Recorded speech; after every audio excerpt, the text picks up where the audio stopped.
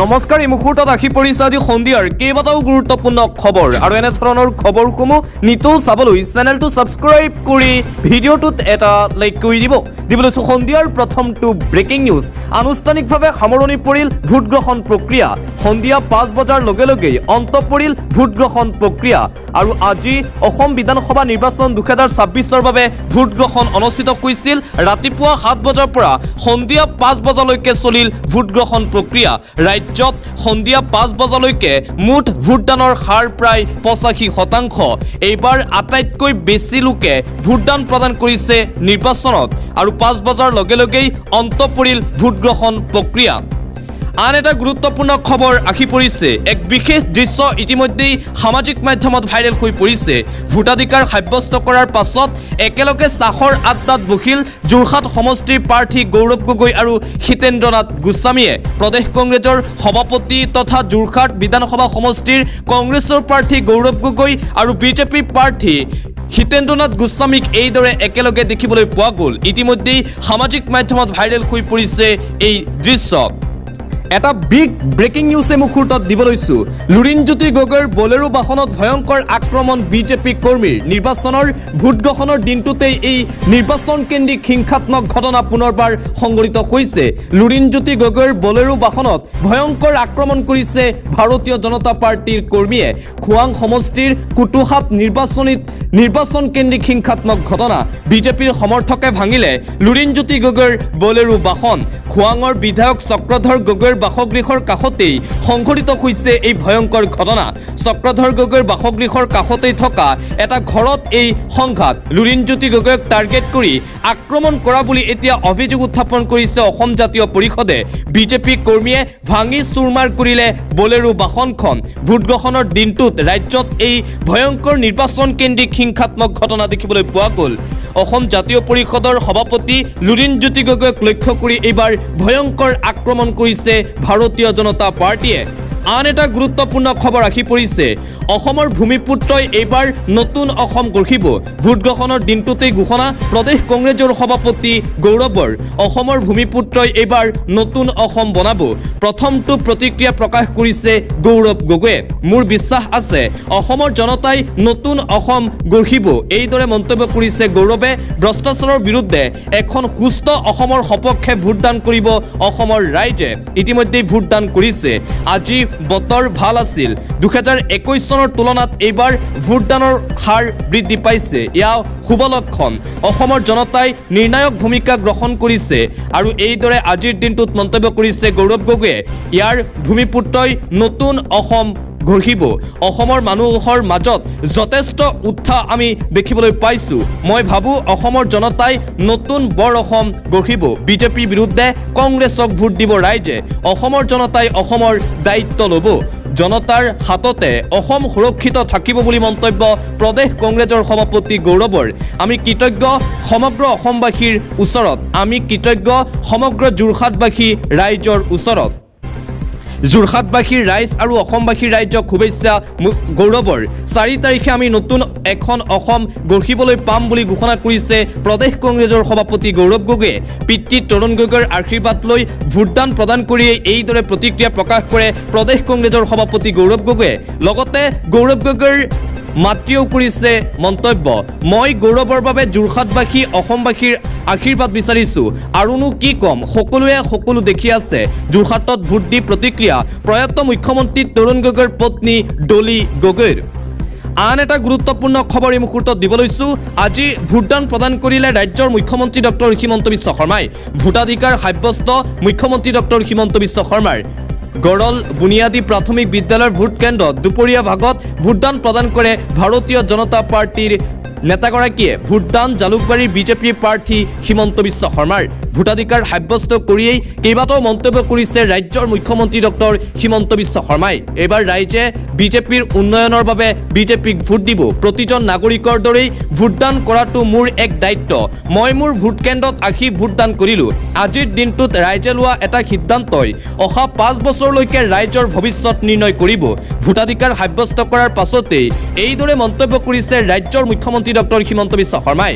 হিমন্ত বিশ্ব শৰ্মাৰ পুত্ৰ কন্যাক লগত লৈ কৰিবলৈ নিজৰ ভোটাধিকাৰ সাব্যস্ত কৰে পত্নী ৰিণিকী ভূঞা শৰ্মাও আজিৰ দিনটোত ভোটাধিকাৰ সাব্যস্ত কৰে মুখ্যমন্ত্ৰী ডক্টৰ হিমন্ত বিশ্ব শৰ্মাই নিজৰ ভোট প্ৰদান কৰি প্ৰতিক্ৰিয়া প্ৰকাশ কৰে এটা পলিটিক্যাল ব্ৰেকিং নিউজ এই মুহূৰ্তত আহি পৰিছে পোল অফ পিপলছ অনলাইন পোলৰ মতে এইবাৰ কংগ্ৰেছে অসমত চৰকাৰ গঠন কৰিব 2026 চনৰ বিধানসভা নিৰ্বাচনক লৈ অপিনিয়ন পোল আহিছে প্ৰেডিক্টেড সিট ৰেঞ্জ কংগ্ৰেছে 85ৰ পৰা 92খন আসন লাভ কৰিব বুলি এই পোলত উল্লেখ কৰা হৈছে ভাৰতীয় জনতা পাৰ্টিয়ে 34ৰ পৰা 41খন আসন লাভ কৰিব অন্যান্যই 0ৰ পৰা 5খন আসন লাভ কৰিব 32 লাখ লোকে এই অপিনিয়নত অংশগ্ৰহণ কৰিছিল 32 লাখ লোকৰ মতে এইবাৰ কংগ্ৰেছে চৰকাৰ গঠন কৰিব অসমত পৰৱৰ্তী খবৰ সংবাদ মাধ্যমৰ আগত পুনৰ খৰ্গহস্ত মুখ্যমন্ত্ৰী পুনৰ সংবাদ মাধ্যমৰ ওপৰত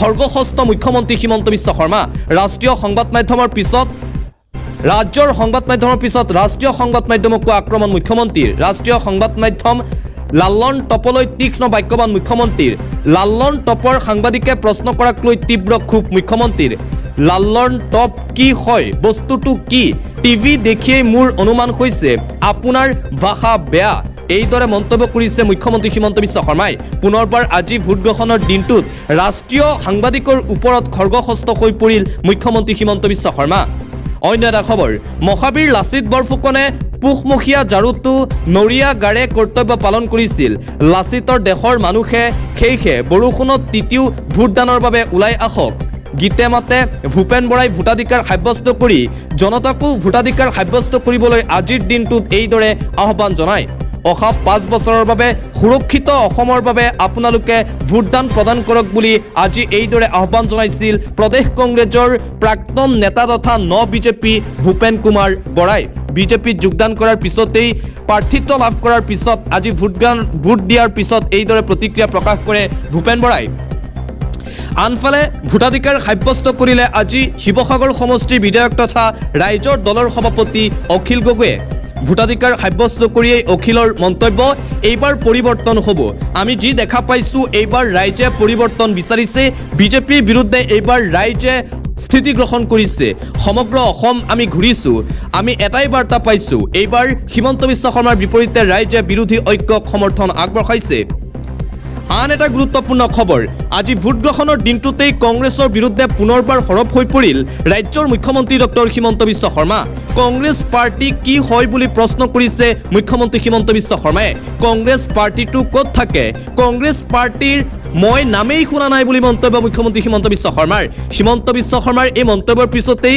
ৰাজ্যজুৰি এতিয়া ব্যাপক প্ৰতিক্ৰিয়া যি কংগ্ৰেছ কৰি হিমন্ত বিশ্ব শৰ্মা আজিৰ দিনত হিমন্ত বিশ্ব শৰ্মা হৈছে সেই কংগ্ৰেছকেই এতিয়া চিনি নোপোৱা হৈছে অসমৰ বৰ্তমানৰ মুখ্যমন্ত্ৰী হিমন্ত বিশ্ব শৰ্মা পৰৱৰ্তী খবৰ পশ্চিমবংগৰ মুখ্যমন্ত্ৰী মমতা বেনাৰ্জীৰ শপতনামা দেখি বিজেপি হতবাক নিৰ্বাচন আয়োগৰ ওচৰত দাখিল কৰা শপতনামাত উল্লেখ কৰা মতে মমতা বেনাৰ্জীৰ নাই কোনো ব্যক্তিগত গাড়ী নাই নিজৰ কোনো ঘৰ হাতত আছে নগদ 15.37 টকা বেংকত জমা থকা ধনৰ পৰিমাণ হৈছে 12,76,000 টকা আৰু পশ্চিমবংগৰ বিধানসভা নিৰ্বাচনৰ বাবে ইতিমধ্যে পশ্চিমবংগৰ মুখ্যমন্ত্ৰী মমতা বেনাৰ্জীয়ে নিজৰ শপতনামা দাখিল কৰিছে আৰু মমতা বেনাৰ্জীৰ শপতনামা দেখি হতবাক হৈ পৰিছে ভাৰতীয় জনতা পাৰ্টি মমতা বেনাৰ্জীৰ হাতত নগদ ধন আছে মাত্ৰ 15 টকা পৰৱৰ্তী খবৰ এটা ব্ৰেকিং নিউজ ৰাজ্যৰ লাখ লাখ মেট্ৰিক পৰীক্ষাৰ্থীৰ বাবে এটা ব্ৰেকিং নিউজে মুহূৰ্তত আহি পৰিছে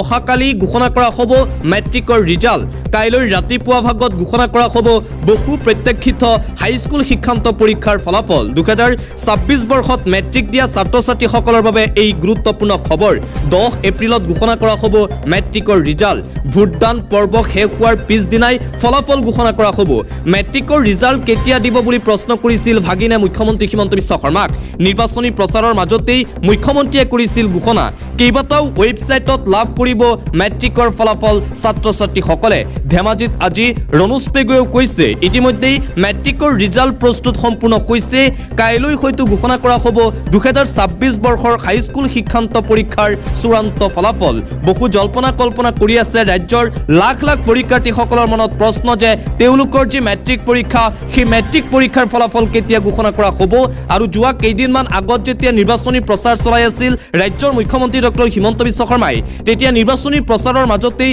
ভাগিনসকলে মুখ্যমন্ত্ৰী হিমন্ত বিশ্ব শৰ্মাক প্ৰশ্ন কৰিছিল মামা মেট্ৰিকৰ ৰিজাল্ট কেতিয়া দিব তেতিয়া মুখ্যমন্ত্ৰী হিমন্ত বিশ্ব শৰ্মাই উত্তৰ দি কৈছিল যে নিৰ্বাচন শেষ হোৱাৰ পিছদিনাই ঘোষণা কৰা হ'ব মেট্ৰিকৰ ৰিজাল্ট অৰ্থাৎ কাইলৈ 10 এপ্ৰিল তাৰিখে ঘোষণা কৰা হ'ব মেট্ৰিকৰ ফলাফল অন্য এটা খবৰ জামিন নাকচ পৱন খেৰাৰ আজিয়ে গ্ৰেপ্তাৰ হ'ব পাৰে কংগ্ৰেছ নেতা পৱন খেৰা আজিয়ে গ্ৰেপ্তাৰ হ'ব পাৰে বিতৰ্কিত কংগ্ৰেছ নেতাজন পৱন খেৰাৰ অগ্ৰিম জামিন আবেদন নাকচ ন্যায়ালয়ৰ তেলেংগানাৰ উচ্চ ন্যায়ালয়ে নাকচ কৰিলে জামিন আবেদন পৱন খেৰাৰ বিৰুদ্ধে ক্ৰাইম ব্ৰাঞ্চত ৰুজু হৈ আছে কেইবাটাও গোচৰ মুখ্যমন্ত্ৰী হিমন্ত বিশ্ব শৰ্মাৰ পত্নীৰ বিৰুদ্ধে মহা অভিযোগ আনিছিল পৱন খেৰাই তাৰ পিছতেই মুখ্যমন্ত্ৰী হিমন্ত বিশ্ব শৰ্মাৰ পত্নী ৰিণিকী ভূঞা শৰ্মাই দাখিল কৰিছিল ক্ৰাইম ব্ৰাঞ্চত এজাহাৰ আৰু আজিয়ে হয়তো গ্ৰেপ্তাৰ হ'ব পাৰে পৱন খেৰা অন্য এটা খবৰ ভোটদান কেন্দ্ৰত বিজেপি কৰ্মীক লৈ অপ্ৰীতিকৰ পৰিস্থিতিৰ সৃষ্টি হয় আজিৰ দিনটোত ভোটদান কেন্দ্ৰৰ ভিতৰত বিজেপি কৰ্মীৰ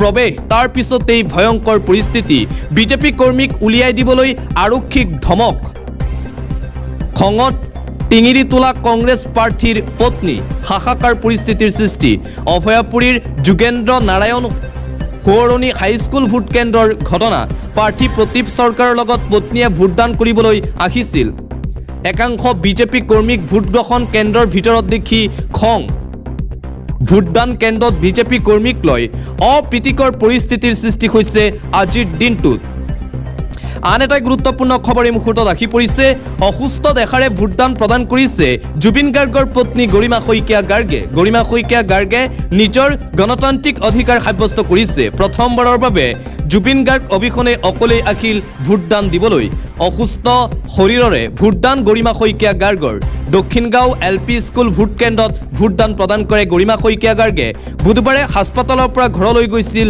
গৰিমা শইকীয়া গাৰ্গ 5 দিনৰ পাছত চিকিৎসালয়ৰ পৰা ৰিলিজ দিছিল গৰিমা শইকীয়াক সময়মতে শুবলৈ পৰামৰ্শ দিছিল চিকিৎসকে অসুস্থ শৰীৰৰে জুবিন গাৰ্গবিহীন প্ৰথমবাৰৰ বাবে ভোটদান প্ৰদান কৰিলে গৰিমা শইকীয়া গাৰ্গে অন্য এটা খবৰ ভোটদান প্ৰদানৰ মাজতেই অঘটন থিতাতে প্ৰাণ গ'ল এজনৰ আজি ভোট গ্ৰহণৰ দিনটোতেই এই শোকাবহ ঘটনা সংঘটিত হৈছে ভোট দিবলৈ আহি ভয়ংকৰ ঘটনা ভোট কেন্দ্ৰত দলি পৰি মৃত্যুক সাৱটি লৈ এজন ভোটাৰে গৌৰীপুৰ 2108 নং LP স্কুলত এই ঘটনা ভোট দিবলৈ পুৱাই আহিছিল ব্যক্তিজনে ভোট কেন্দ্ৰত শাৰী পাতি আছিল এই ব্যক্তিজনে হঠাৎ অসুস্থ হৈ দলি পৰে তাৰ পিছতেই মৃত্যু নিহত ব্যক্তিজনৰ নাম বাবৰ আলী বুলি জানিব পৰা গৈছে নিহত ব্যক্তিজনৰ ঘৰ মৰাগ ধাদৰত চৰত ভোট কেন্দ্ৰত দলি পৰি মৃত্যুক সাৱটি লৈ এজন ভোটাৰে আজি ভোট গ্ৰহণ প্ৰক্ৰিয়া চলি থকাৰ মাজতেই এই শোকাবহ খবৰ আহিছে পৰৱৰ্তী খবৰ উত্তপ্ত পৰিস্থিতি অজ্ঞাত ব্যক্তিয়ে সাব্যস্ত কৰিলে ভোট অজ্ঞাত ব্যক্তিয়ে ভোট দিয়াক লৈ আজি উত্তপ্ত পৰিস্থিতিৰ সৃষ্টি ভোট দিবলৈ গৈ উভতি আহিল এজন ভোটাৰ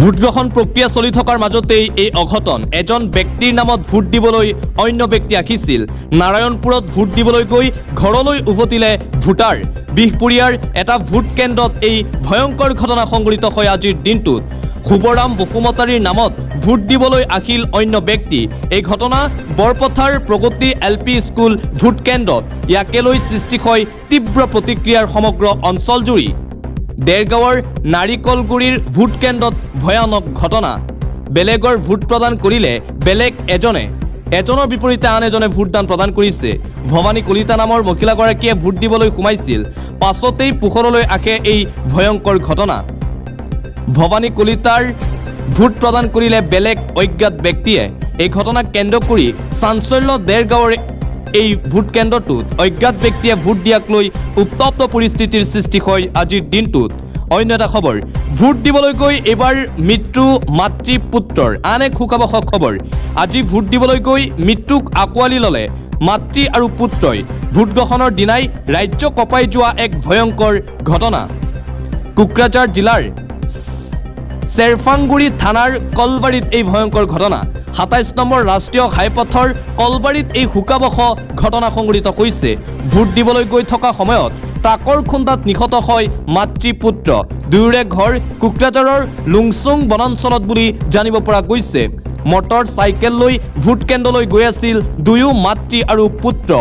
বৰ্তমানলৈ নিহত লোক দুজনৰ পৰিচয় লাভ কৰিবলৈ আমি সক্ষম হোৱা নাই। দুৰ্ঘটনা সংঘটিত কৰা ট্ৰাক চালক ইতিমধ্যেই পলায়ন কৰিছে বুলি জানিব পৰা গৈছে। আন এটা গুৰুত্বপূৰ্ণ খবৰ, অসমত পৰিৱৰ্তনৰ ধুমুহা বলিছে। এইবাৰ নতুন অসম নিৰ্মাণ হ'ব। আজি ভোট গ্ৰহণৰ দিনটোতেই ঘোষণা কৰিছে লুৰিণজ্যোতি গগৈয়ে বেটেল অফ 2026। অসমত পৰিৱৰ্তনৰ ধুমুহা বলিছে বুলি মন্তব্য লুৰিণৰ। সকলো প্ৰত্যাহ্বান আঁতৰি নতুন অসম নিৰ্মাণ হ'ব এইবাৰ। অসমৰ ৰাইজে এইবাৰ নতুন অসম নিৰ্মাণ কৰিব। চাহ উদ্যোগৰ পৰিৱেশৰ পৰা ওলাই গণতন্ত্ৰৰ বিজয় দেৱা। জাতীয় সংকট, ঐতিহ্য ৰক্ষাৰ সংকটৰ মাজত জনতাই পৰিৱৰ্তন বিচাৰিছে। নতুন চিন্তাৰে নতুন অসম গঢ়াৰ লক্ষ্যত আমি উপনীত হ'ম। গণতন্ত্ৰৰ সংকটৰ মাজত জনতাই নিজৰ সংবিধান অধিকাৰ হেৰুৱাইছিল। এইবাৰ গণতান্ত্ৰিক ঐতিহ্য পৰম্পৰা শক্তিশালী হ'ব বুলি মন্তব্য লুৰিণৰ। এইবাৰ অসম আগুৱাব, আমি সম্পূৰ্ণৰূপে আশাবাদী।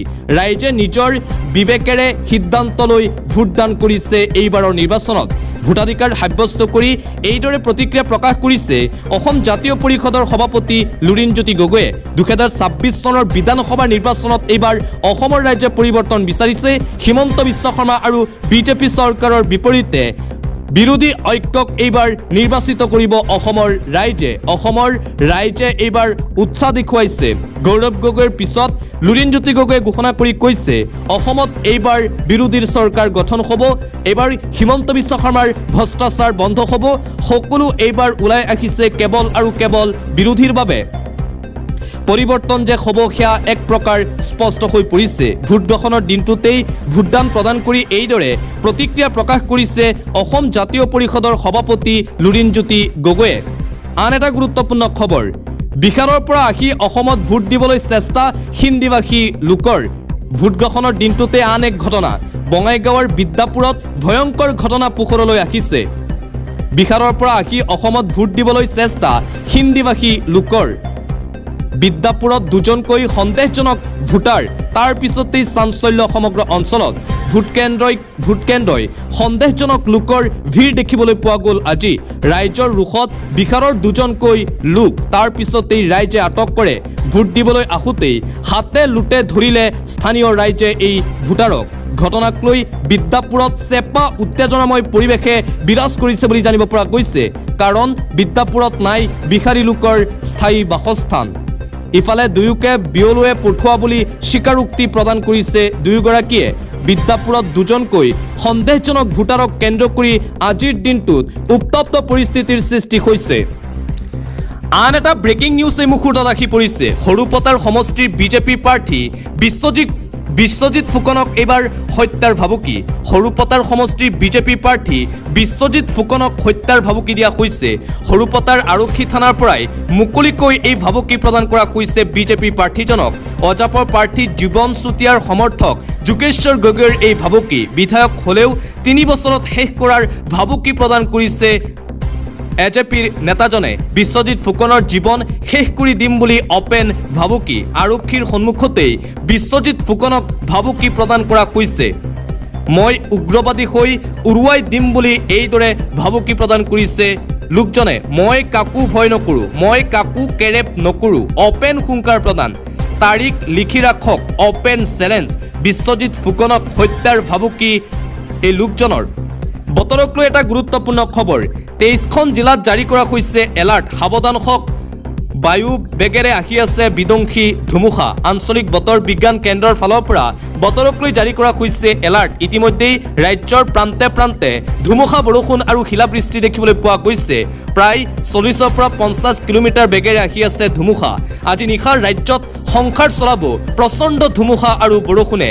ৰাজ্যৰ 23খন জিলাত জাৰি কৰা হৈছে সাৱধানবাণী বতৰ বিজ্ঞান কেন্দ্ৰৰ ফালৰ পৰা। প্ৰচণ্ড ধুমুহা বিজুলী ঢেৰেকনিৰে হ'ব মুখলধাৰ বৰষুণ ধুবুৰী কোকৰাঝাৰ চিৰাং বঙাইগাঁৱত এলাৰ্ট জাৰি কৰা হৈছে গোৱালপাৰা বৰপেটা নলবাৰী কামৰূপ গ্ৰাম্যতো এলাৰ্ট জাৰি কামৰূপ মহানগৰ দৰং জিলা মৰিগাঁও জিলাতো এলাৰ্ট জাৰি কৰা হৈছে পশ্চিম কাৰ্বি আংলং ডিমা হাছাও কাছাৰতো এলাৰ্ট জাৰি কৰা হৈছে বতৰ বিজ্ঞান কেন্দ্ৰৰ ফালৰ পৰা হাইলাকান্দি কৰিমগঞ্জ গোলাঘাট জিলাতো সাৱধানবাণী জাৰি কৰা হৈছে কাৰ্বি আংলং যোৰহাট মাজুলী শিৱসাগৰত এলাৰ্ট জাৰি চৰাইদেউ লখিমপুৰ জিলাতো জাৰি কৰা হৈছে য়েল্লো এলাৰ্ট বতৰ বিজ্ঞান কেন্দ্ৰৰ ফালৰ পৰা প্ৰতি ঘণ্টাত 40ৰ পৰা 50 কিলোমিটাৰ বেগত সংসাৰ চলাব ধুমুহা বৰষুণৰ সময়ত নিৰাপদ স্থানত আশ্ৰয় লোৱাৰ আহ্বান বতৰ বিজ্ঞান কেন্দ্ৰৰ ফালৰ পৰা